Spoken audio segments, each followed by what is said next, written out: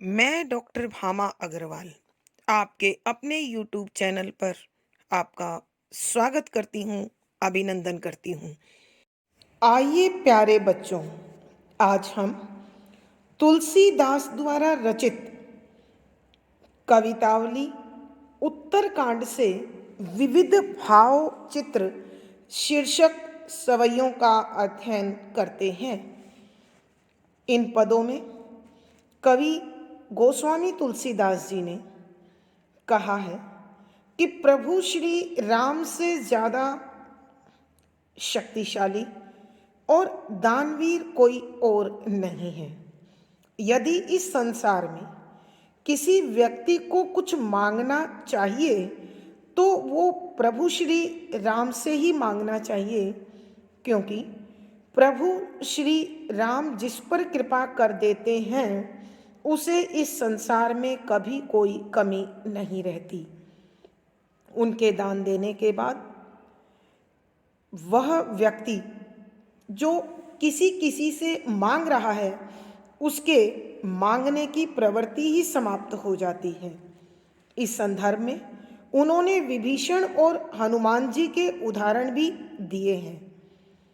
उन्होंने कहा है कि प्रभु श्री राम दरिद्रता, मनुष्य के मन के विकार और उसके करोड़ों संकटों को अपनी कृपा रूपी तलवार से क्षण में काट देते हैं।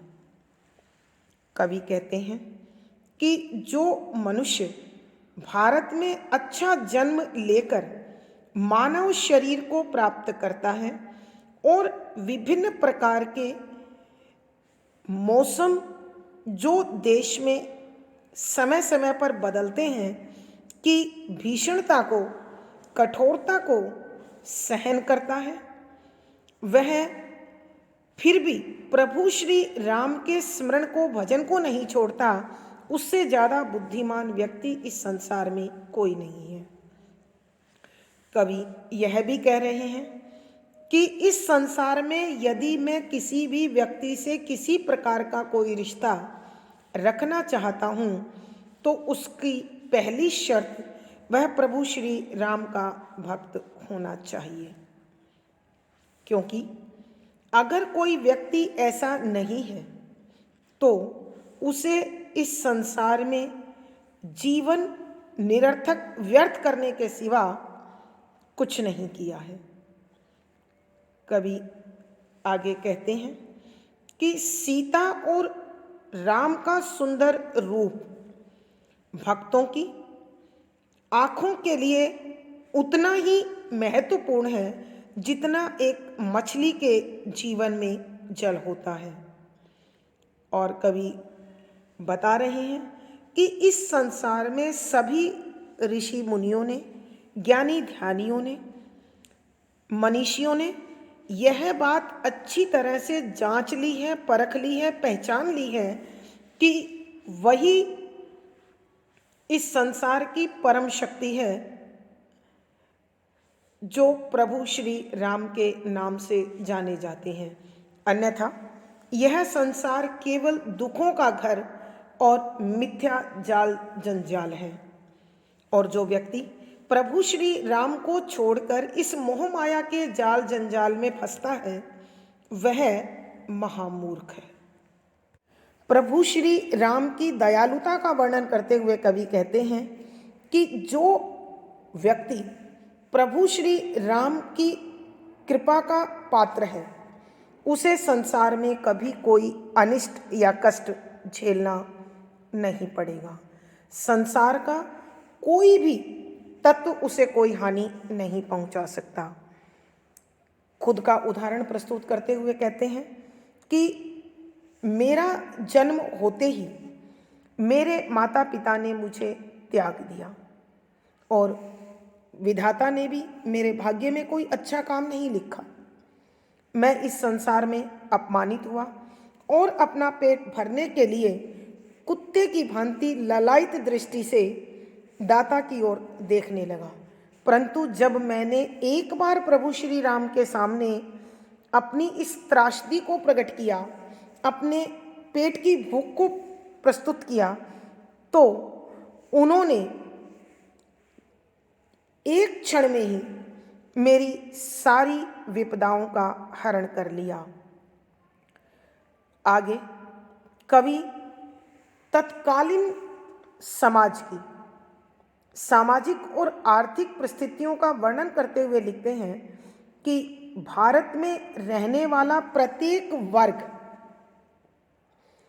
चाहे वो ऊंचे से ऊंचा कर्म कर रहा है अथवा अपना पेट भरने के लिए निकृष्ट कर्म कर रहा है, तो सब एक ही चीज की दौड़ में दौड़ रहे हैं, वो है मनुष्य का पेट और पेट की भूख। इसका स्वरूप बताते हुए कवि कहते हैं कि समुद्र में लगने वाली आग भी पेट की आग के सामने छोटी है, और इस आग को प्रभु श्री राम अपनी कृपा से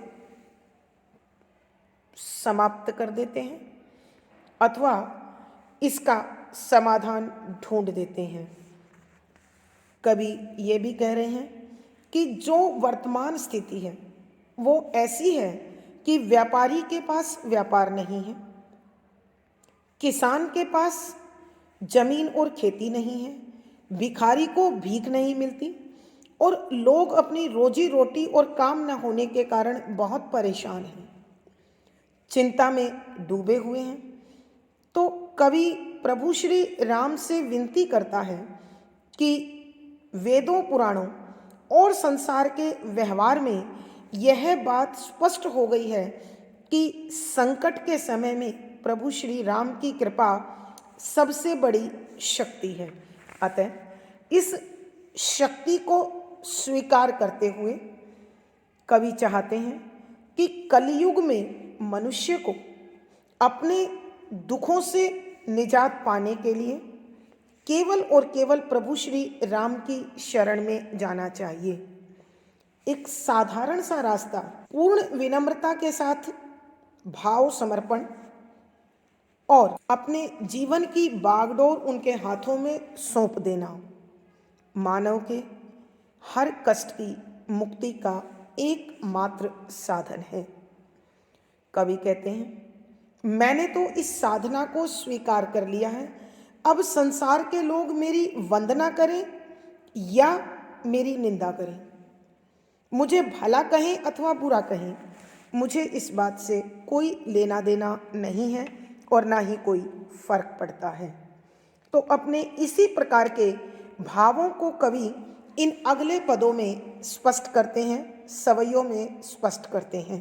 सो जननी सो पिता सोई भाई सो भामनी सो सुतु सो हितु मेरो, सो सगो सो सखा सोई सेवकू, सो गुरु सो सुरु साहबू चेरो, सो तुलसी प्रिय प्राण समान, कहाँ लो बनाई कहूँ बहु तेरो, जो तजी देह को गेह को नेहू, स्नेह सो राम को होई सबेरो।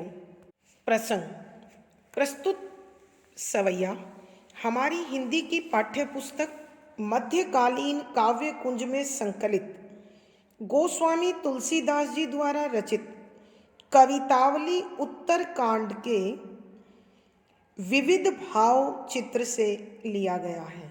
संदर्भ। इस सवैये में कवि बड़े भावुक होकर अपना संबंध केवल प्रभु भक्त के साथ जोड़ना चाहते हैं और साथ ही वो कहते हैं कि इस संसार में मुझे वही व्यक्ति प्रिय है या उसी से मेरा किसी प्रकार का कोई संबंध हो सकता है जो प्रभु श्री राम की भक्ति को स्वीकारता है और भजता है। अपने इसी प्रकार के मनोभावों को स्पष्ट करते हुए कवि लिखते हैं कि व्याख्या।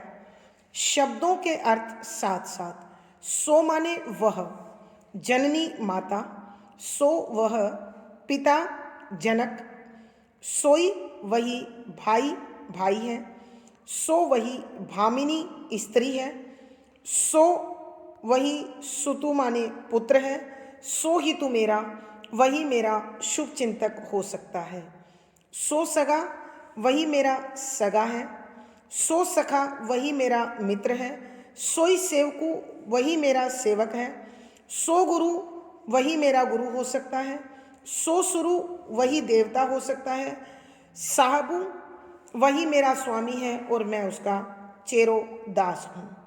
सो इस प्रकार का तुलसीदास जी कहते हैं, प्रिय प्राण समान, कि वो मुझे प्राणों से प्यारा है।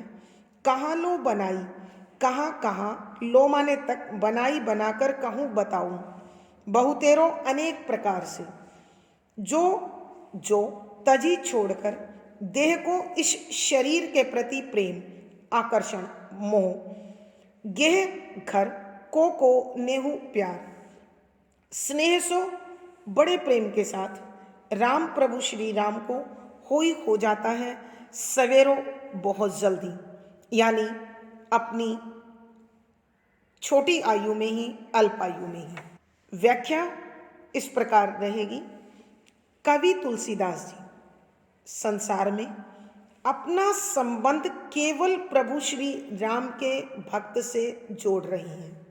वो कहते हैं कि मुझे वही व्यक्ति प्राणों से प्यारा है जो प्रभु श्री राम का भक्त है, जो अपने शरीर के प्रति और अपने घर के प्रति अनावश्यक मोह को छोड़कर, अनावश्यक प्रेम को छोड़कर अल्प आयु में ही प्रभु श्री राम को समर्पित हो जाता है और उसका भजन कीर्तन करता है।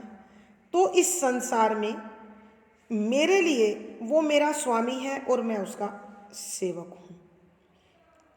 वही व्यक्ति मेरी माता हो सकता है, पिता हो सकता है, भाई हो सकता है, पत्नी हो सकता है, पुत्र हो सकता है, मेरा शुभचिंतक हो सकता है, मेरा सगा संबंधी हो सकता है, मेरा मित्र हो सकता है, मेरा सेवक हो सकता है, मेरा गुरु हो सकता है और मेरे लिए देवता और स्वामी के समान है। मैं हर प्रकार से उसकी सेवा करने को तैयार हूँ। लेकिन यदि कोई व्यक्ति चाहे कितना भी शक्तिशाली क्यों ना हो और प्रभु राम से विमुख है, तो मैं उससे किसी प्रकार का कोई संबंध नहीं रखना चाहता हूँ। तो हे भक्तों, मैं अपने इस मन भाव को अथवा इस मनोभावों को कहाँ तक किस प्रकार प्रस्तुत करूं कि आप सब मेरे इन भावों को अच्छी प्रकार से समझ पाएं, आत्मसात कर पाएं। कहने का भाव यह है कि तुलसीदास जी कहते हैं, प्रभु श्री राम का जो भक्त है वह मुझे अभिष्ट प्रिय है, और जिसके हृदय में प्रभु श्री राम के प्रति लगाव नहीं है उससे मेरा किसी प्रकार का कोई संबंध नहीं है, चाहे वो मेरा कितना ही निकटतम अथवा शक्तिशाली जीव क्यों ना हो। कवि के कहने का भाव यह है कि मनुष्य को अपनी अल्प आयु में ही प्रभु को समर्पित हो जाना चाहिए, और जो प्रभु श्री राम को समर्पित है वो इस संसार में पूर्ण और सुखमय जीवन जीता है। विशेष यहाँ प्रभु श्री राम की भक्ति की महिमा का गुणगान किया है, शुद्ध साहित्यिक ब्रज भाषा का प्रयोग है, भक्ति रस प्रसाद गुण है, सवैया छंद है, गे शैली और संगीतात्मकता है। यहाँ उल्लेख, प्रश्न, अनुप्रास, संदेश आदि अलंकारों का सुंदर सटीक प्रयोग हुआ है। पद संख्या 4। सिय राम स्वरूप अगाध अनूप विलोचन मीनन को जलु है, श्रुति राम कथा मुख राम को नाम ही पुनि रामहु को थलु है, मति रामई सो गति रामई सो रति राम सो रामई को बलु है, सबकी कहें तुलसी के मते इतनो जग जीवन को फलु है। प्रसंग पूर्ववत संदर्भ, यहाँ कवि तुलसीदास जी मनुष्य के मन को या भक्त के मन को किस प्रकार प्रभु से जोड़ रहे हैं और उनके इस संबंध का जो स्वरूप है उसे प्रकट करते हुए कवि कहते हैं। व्याख्या, पहले शब्दों के अर्थ। सिय राम सीताराम, अगाध असीम अथाह, अनूप अनोखा, विलोचन आंखें, मीनन मछली, कोक का जलू जल है। कवि तुलसीदास जी कह रहे हैं कि एक भक्त की आंखों रूपी मछली के लिए तो प्रभु श्री राम और सीता जी की असीम सुंदरता, अलौकिक सुंदरता उस जल के समान है जो मछली को जीवन प्रदान करती है। अर्थात भक्त की आंखों को शांति प्रभु श्री राम और सीता की छवि को देखकर प्राप्त होती है। एक सच्चे भक्त के जीवन का उद्देश्य बताते हुए कवि कहते हैं, श्रुति कान वही सही है, राम कथा जो राम की कथा को सुनते हैं, मुख मुंह राम को नाम कि प्रभु श्री राम के नाम का उच्चारण करता रहता है। हिय हृदय में पुनि फिर रामों को थलु है कि राम के लिए ही स्थान है, कि एक सच्चे भक्त के लिए उसके कानों की सार्थकता यही है कि उसमें प्रभु श्री राम की कथा सुनने का अवसर प्राप्त होता रहे और उसके मुख को प्रतिपल प्रभु श्री राम के उच्चारण का मौका मिलता रहे और उसके हृदय में प्रभु श्री राम का ही अमिट स्थान है। अर्थात कहने का भाव यह है कि एक भक्त को प्रभु श्री राम का भजन, उसके भजन का श्रवण और उसके हृदय में प्रभु श्री राम के लिए स्थान रहता है। मति रामईसो कि उसकी मति माने बुद्धि, रामईसो राम के विषय में ही सोचती रहती है, राम के विषय में ही विचार करती है। गति रामईसो कि उसका जो भी काम होता है, जो भी व्यवहार होता है वो राम को समर्पित होता है। रति रामसो कि उसे प्रभु श्री राम से प्रेम होता है और उसके जीवन में जो उसके पास शक्ति है वो वास्तव में प्रभु श्री राम की ही शक्ति मानता है। सबकी न कही, तुलसीदास जी कहते हैं मैं सबकी बात नहीं कहता हूँ, तुलसी के मते, तुलसी के मता अनुसार इतनो जग जीवन को फलू है कि तुलसीदास जी कहते हैं इस संसार में मनुष्य के जीवन का सच्चा परिणाम या फल इतना ही है कि उस पर प्रभु श्री राम की कृपा बरसती रहे। एक बार फिर बच्चों, कवि तुलसीदास जी कहते हैं कि मेरे मत के अनुसार तो इस संसार में जो जीवन चलता दिखाई दे रहा है वो प्रभु की कृपा का परिणाम है। एक सच्चे भक्त के गुणों का वर्णन करते हुए कवि कहते हैं कि एक भक्त की आंखों के लिए प्रभु श्री राम और सीता जी का अद्भुत अलौकिक रूप उस प्रकार जीवनदायी होता है जिस प्रकार एक मछली के लिए जल उसके जीवन का आधार होता है। एक सच्चा भक्त कानों से राम कथा सुनता है, मुख से राम नाम का उच्चारण करता है और उसके हृदय में प्रभु श्री राम विराजित होते हैं। उसकी बुद्धि राम के विषय में सोचती है, उसका हर काम राम को समर्पित होता है, उसे प्रभु श्री राम से प्यार होता है और इस संसार में उसे राम से अधिक शक्तिशाली कोई दिखाई नहीं देता। तुलसीदास जी कहते हैं मैं सबकी नहीं जानता, मेरे मत के अनुसार तो इस संसार में यदि कुछ है तो वो राममय है। अर्थात कवि के कहने का भाव यह है कि सच्चा मनुज जीवन पूर्ण रूप से श्री राममय होकर जीवन जीता है। भावार्थ, कवि चाहते हैं कि इस संसार में जीवन पाने वाला प्रत्येक जीव प्रभु श्री राम की भक्ति में लीन रहे। विशेष यहाँ प्रभु श्री राम की भक्ति को जीवन का श्रेष्ठ फल बताया है।